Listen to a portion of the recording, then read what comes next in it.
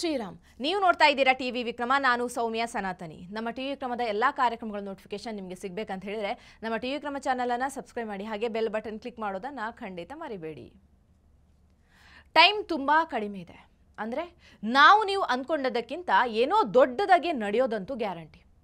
ನನಗೆ ನೆನ್ನೆಯ ಮೋದಿ ಅವರ ಒಂದು ಆದೇಶ ನೋಡಿ ಏನೋ ಒಂಥರ ಖುಷಿ ಆಯಿತು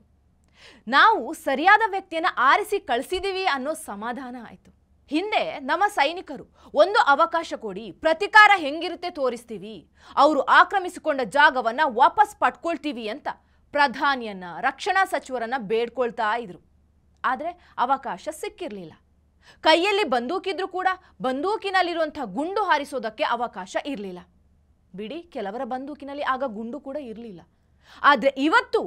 ನೀವು ಏನು ಬೇಕಾದರೂ ಮಾಡಿ ನಿಮ್ಮ ಜೊತೆ ನಾವಿದ್ದೀವಿ ಅಂತ ಮೋದಿಜಿ ಸ್ಪಷ್ಟವಾಗಿ ಹೇಳಿದ್ದಾರೆ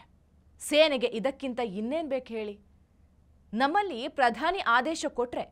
ಅದೇ ಪಾಕಿಸ್ತಾನದ ಕತೆ ನೋಡಿ ಅಲ್ಲಿನ ಸೇನಾ ಮುಖ್ಯಸ್ಥರು ರಾಜಕೀಯ ನಾಯಕರಿಗೆ ಆದೇಶ ಕೊಡ್ತಾರೆ ಹೋಗಿ ದಾಳಿ ಮಾಡಿ ಅಂತ ಇದು ನಮಗೂ ಅವರಿಗೂ ಇರುವಂಥ ವ್ಯತ್ಯಾಸ ಇತಿಹಾಸದಲ್ಲಿ ಯಾವುದೇ ಸರ್ಕಾರ ಇಂಥದ್ದೊಂದು ಆದೇಶವನ್ನು ನೀಡಿರಲಿಲ್ಲ ಹಾಗಾದರೆ ವಾಟ್ ನೆಕ್ಸ್ಟ್ ಇಂಡಿಯನ್ ಆರ್ಮಿ ಈಗ ಏನು ಮಾಡತ್ತೆ ಇದ್ರ ಬಗ್ಗೆ ಮಾತಾಡೋಣ Narendra Modi back to back meeting ಮಾಡ್ತಾ ಇದ್ದಾರೆ ನಿನ್ನೆ ಕೂಡ ಹೈ ಲೆವೆಲ್ ಸೆಕ್ಯೂರಿಟಿ ಮೀಟಿಂಗ್ ಮಾಡ್ತಾರೆ ಆ ಮೀಟಿಂಗ್ನಲ್ಲಿ defence minister Rajnath Singh NIA chief ಆದಂಥ ಅಜಿತ್ ದೋವಲ್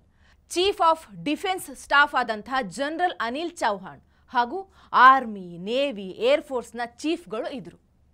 ಈ ಮೀಟಿಂಗ್ ವಿಷಯ ಯುದ್ಧ ಹಾಗೂ ರಕ್ಷಣೆ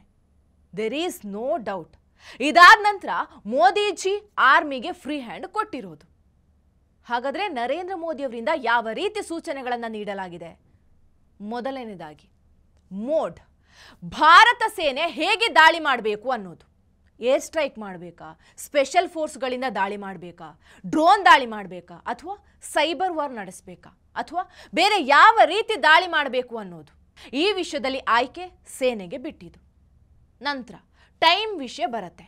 ಹಾಗಾದರೆ ನಮ್ಮ ಸೇನೆ ಯಾವಾಗ ದಾಳಿ ಮಾಡಬೇಕು ಈಗಲೇನಾ ಅಥವಾ ರಾತ್ರಿನಾ ಅಥವಾ 10 ದಿನದ ನಂತರನಾ ಇದನ್ನು ಕೂಡ ಸೇನೆಯೇ ನಿರ್ಧಾರ ಮಾಡುತ್ತೆ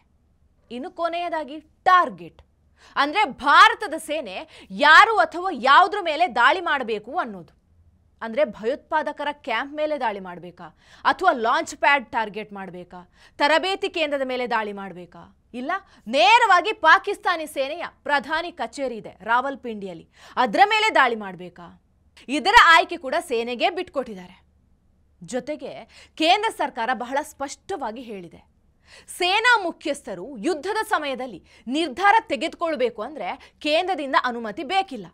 ಮಿಲಿಟರಿಯ ನಿರ್ಧಾರವೇ ಅಂತಿಮ ನಿರ್ಧಾರ ಅಂತ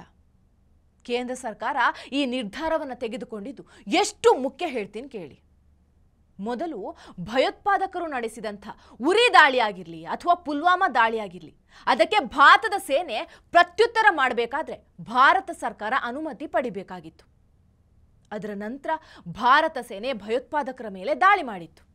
ಆದರೆ ಈ ಬಾರಿ ಭಾರತ ಸೇನೆ ಹೇಗೆ ಸೇಡು ತೀರಿಸಿಕೊಳ್ಬೇಕು ಅನ್ನೋ ನಿರ್ಧಾರವನ್ನ ಸೇನೆಯ ಮುಖ್ಯಸ್ಥರೇ ನಿರ್ಧಾರ ಮಾಡಬಹುದು ಇದರಿಂದ ಭಾರತೀಯ ಸೇನೆಗೆ ಆಗುವ ಅಡ್ವಾಂಟೇಜ್ ಬಗ್ಗೆ ಮಾತಾಡೋದಾದ್ರೆ ಭಾರತೀಯ ಸೇನೆಯ ನೇವಿ ಏರ್ಫೋರ್ಸ್ ಹಾಗೂ ಆರ್ಮಿ 3 ವಿಧದ ಸೇನೆ ಪ್ಲಾನ್ ಮಾಡಿ ಪಾಕಿಸ್ತಾನವನ್ನು ಸುತ್ತುವರೆದು ದಾಳಿ ಮಾಡಬಹುದು ಆಗ ಇಡೀ ಜಗತ್ತಿಗೆ ಭಾರತ ತನ್ನ ತಂಟೆಗೆ ಬಂದ್ರೆ ಯಾರನ್ನು ಬಿಡೋದಿಲ್ಲ ನಾವು ಭಯೋತ್ಪಾದನೆಯನ್ನು ಸಹಿಸೋದಿಲ್ಲ ಅನ್ನೋದನ್ನ ಇಡೀ ಪ್ರಪಂಚಕ್ಕೆ ತೋರಿಸಿದಂತೆ ಆಗುತ್ತೆ ಹಾಗಾದ್ರೆ ನಮ್ಮ ಮಿಲಿಟರಿ ಪಾಕಿಸ್ತಾನದ ಮೇಲೆ ಯಾವ ರೀತಿ ದಾಳಿ ಮಾಡುತ್ತೆ ಇದಕ್ಕೆ ಕೂಡ ಭಾರತದ ಬಳಿ ತುಂಬಾ ಆಯ್ಕೆ ಇದೆ ಮೊದಲನೇದಾಗಿ ಭಾರತ ಪಿಒಕೆ ಬಳಿ ಹೋಗಿ ಅಲ್ಲಿನ ಎಲ್ಲಾ ಭಯೋತ್ಪಾದಕ ಸಂಘಟನೆಯನ್ನು ಗುರಿಯಾಗಿಸಿ ಸರ್ಜಿಕಲ್ ಸ್ಟ್ರೈಕ್ ಮಾಡುವ ಆಪ್ಷನ್ ಎರಡನೇದಾಗಿ ಭಯೋತ್ಪಾದಕ ತರಬೇತಿ ಕೇಂದ್ರಗಳನ್ನು ಗುರಿಯಾಗಿಸಿಕೊಂಡು ಮಿರಾಜ್ 2000 ರಫೇಲ್ ಜೆಟ್ಗಳನ್ನು ಬಳಸಿ ಆಳವಾದ ವಾಯುದಾಳಿ ಮೂಲಕ ಅಲ್ಲಿನ ತರಬೇತಿ ಕೇಂದ್ರವನ್ನು ನೆಲಸಮ ಮಾಡುವಂಥ ಆಪ್ಷನ್ ಇನ್ನು ಮೂರನೇದಾಗಿ ಭಾರತ ಅತ್ಯುನ್ನತ ಪ್ಯಾರಾ ಕಮಾಂಡೋಗಳನ್ನು ಪಾಕಿಸ್ತಾನದಲ್ಲಿ ಏರ್ ಡ್ರಾಪ್ ಮಾಡಿ ಅಲ್ಲಿನ ಭಯೋತ್ಪಾದಕ ಸಂಘಟನೆಯ ಮುಖ್ಯಸ್ಥನನ್ನ ನಾಶ ಮಾಡುವಂಥ ಆಪ್ಷನ್ ಇದಲ್ಲದೆ ನಾಲ್ಕನೇದಾಗಿ ಡ್ರೋನ್ ಮೂಲಕ ಪಾಕಿಸ್ತಾನದಲ್ಲಿ ಭಯೋತ್ಪಾದಕರ ಹಾಗೂ ಅವರ ಮುಖ್ಯಸ್ಥನ ಸೇಫ್ ಹೌಸ್ ಮೇಲೆ ದಾಳಿ ಮಾಡಿ ನಾಶ ಮಾಡಬಹುದು ಇದ್ರ ಜೊತೆಗೆ ಸೈಬರ್ ವಾರ್ ಕೂಡ ಆರಂಭ ಮಾಡಬಹುದು. ಭಾರತ ಈಗಾಗಲೇ ಪಾಕಿಸ್ತಾನದ ಮೇಲೆ ರಾಜತಾಂತ್ರಿಕ ಕ್ರಮಗಳನ್ನು ತೆಗೆದುಕೊಂಡಿದೆ. ಪಾಕಿಸ್ತಾನವನ್ನು ಅಂತಾರಾಷ್ಟ್ರೀಯ ಮಟ್ಟದಲ್ಲಿ ಪ್ರತ್ಯೇಕವಾಗಿ ಮಾಡುವ ಪ್ರಯತ್ನವನ್ನು ಭಾರತ ಮಾಡ್ತಾ ಇದೆ. ಭಾರತೀಯರಿಗೆ ಈ ಸಲ ಆಕ್ಷನ್ ಬೇಕೇ ಬೇಕು. ಸೇಡು ತೀರಿಸ್ಕೊಳ್ಳೋದಕ್ಕೆ ಇಡೀ ದೇಶ ಕಾಯ್ತಾ ಇದೆ. ಮೋದಿ ಪ್ರತಿಕಾರ ತೀರಿಸ್ಕೊಳ್ಳೋದೆ ಬಿಡೋದಿಲ್ಲ ಅನ್ನೋ ಭರವಸೆ ಕೂಡ ಇದೆ. ಪಾಕಿಸ್ತಾನದ ಪರಿಸ್ಥಿತಿ ಹೇಗಿದೆ ನೋಡಿ. ಪಾಕಿಸ್ತಾನ ಈಗ ತನ್ನ LOC ಬಳಿ ದೊಡ್ಡ ಪ್ರಮಾಣದ ಮಿಲಿಟರಿ ಮೂವ್ಮೆಂಟ್ ಮಾಡ್ತಾ ಇದೆ. ಫೈಟರ್ ಜೆಟ್ಗಳನ್ನು ಕೂಡ ಭಾರತದ ಬಾರ್ಡರ್ ಬಳಿ ತರೋದಕ್ಕೆ ಪ್ರಯತ್ನಿಸ್ತಾ ಇದೆ. ಅಲ್ಲದೆ ಪಾಕಿಸ್ತಾನ POK ಹಾಗೂ ಪಾಕಿಸ್ತಾನದ ನಡುವೆ ನಾಗರಿಕರ ಸಂಚಾರ ನಿಲ್ಲಿಸಿದ್ದಾರೆ. ಯಾಕಂದ್ರೆ ಯಾವಾಗ ಬೇಕಾದರೂ ಯುದ್ಧ ಆರಂಭ ಆಗ್ಬೋದು. ಅದಕ್ಕೆ ಹೆದರಿ ಪಾಕಿಸ್ತಾನ ಸಿಕ್ಕವರ ಕಾಲು ಹಿಡ್ಕೊಳ್ತಾ ಇದೆ.